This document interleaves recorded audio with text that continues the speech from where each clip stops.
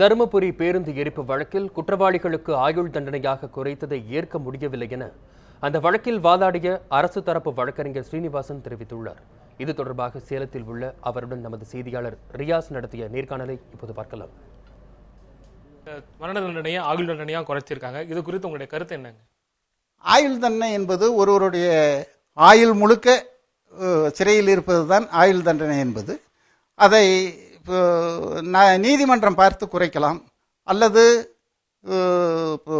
பிரசிடென்ட்டோ கவர்னரோ யார் வேண்டுமானாலும் குறைக்கலாம்.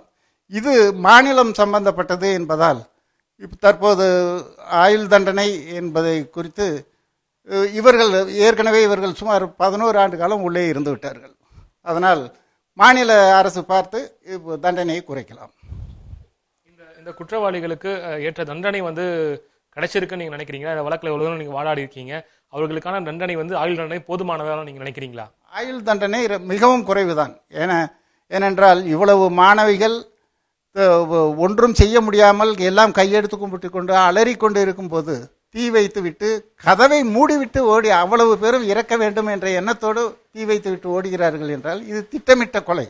அதனால் இவர்களுக்கு தீர்ப்பு குறைத்தது என்பது எனக்கு சரியாகப்படவில்லை. கடந்த 10 ஆண்டுகளுக்கு மேலாகவும் தொடர்ந்து சிறைச்சாலையிலே இருந்து வந்துட்டு இருக்காங்க. இந்த நிலையில் இந்த ஆயுள் தண்டனை மூலியமா தமிழக அரசு அவர்களை விடுதலை செய்வதற்கான வாய்ப்புகள் இருக்குங்களா? வாய்ப்புகள் கண்டிப்பாக இருக்கிறது. அவர்கள் சுமார் 11 ஆண்டு காலம் சிறையில் இருந்து விட்டார்கள். இதை கருத்தில் கொண்டு அவர்களுடைய நன்னடத்தையை கருத்தில் கொண்டும் அவர்கள் குறைக்கலாம்.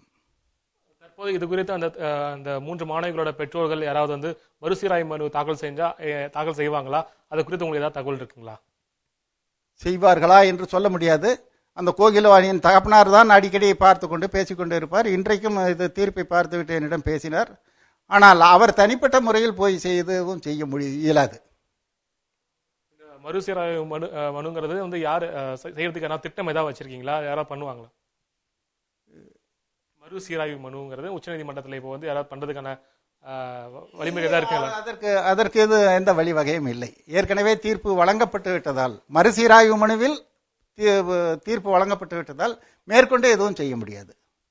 நிச்சயமா. அதாவது 3 மாணவிகளுக்கு கொடுக்கப்பட்ட தண்டனை எரித்து கொல்லப்பட்டவர்களுக்கு கொடுக்கப்பட்ட தண்டனை மிகவும் குறைவுதான் என அப்பொழுது இருந்த அரசு வழக்கறிஞர் திரு ஸ்ரீனிவாசன் தெரிவித்துள்ளார். ஒளிப்பதிவாளர் பார்த்தசாரதியுடன் ரியாஸ், நியூஸ் 7 தமிழ், சேலம்.